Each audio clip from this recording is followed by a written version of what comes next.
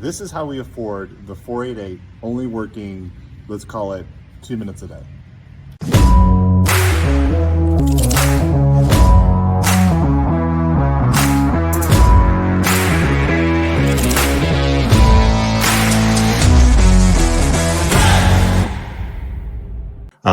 I only trade Tesla every day, mainly because I just kind of understand its levels. I just feel if you just follow one stock every day and you just kind of get married to it, you just find one that moves up and down all the time. And this is the one that does that for me. So I'm watching basically on the 1 minute is the only thing that I watch. I did purchase just off of here for this little bounce there, $69, was in for about 8 seconds. And so here it comes down again. I'm going to see if I can buy in here.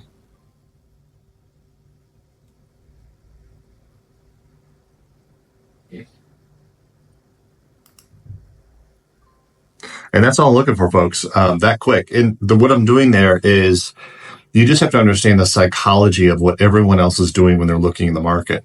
What I'm seeing, and this is my own strategy, this is my own model, but I just know that everyone's going to be looking for that resistance level. And that resistance level in this particular point was this red line right here, right? This is your support. Sorry, it wasn't support. And so when it came down here to support, I know people are going to buy into it because everyone watches the same algorithm. So what I do is I just buy it before everyone else does. Once I start to see that it's getting support here, I went and bought in and I just ran this just from basically here to here. And I made, what was it, $69 or something. And I know it could potentially go all the way up to VWAP. I don't really care. I don't need to wait around for that. I only need that one candle for 45 seconds to get the kind of money that I'm looking for.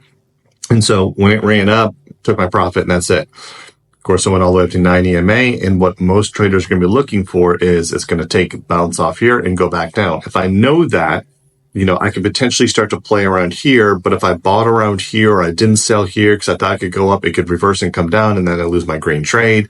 If I bought around here as it broke, then maybe it goes up to VWAP, but that's such a short distance. I'm like, well, and then I have the 9 EMA, the 26 EMA, like which one are people really looking at?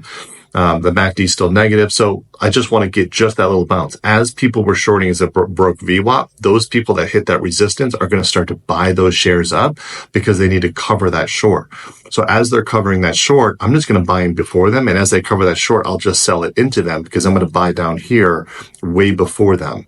Once they start to see it start to turn, they're going to buy into to cover their short. So kind of the same thing.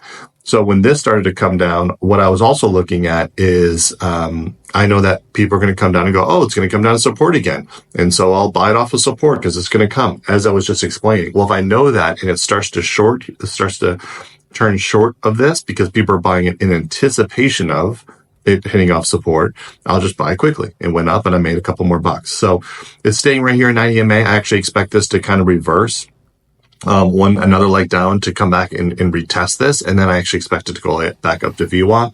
And mainly I'm just looking at the MACD. I'm starting to see some of the selling start to happen.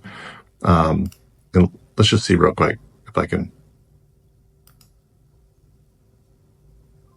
And so that's all I'm looking for, folks. And the difference there is I just know that this is probably going to turn, but it's going to hit the 90 EMA. It's going to come back down. It's going to come back down here to support. I wouldn't keep it down here because you're back into support. So I'm going to sell it right here.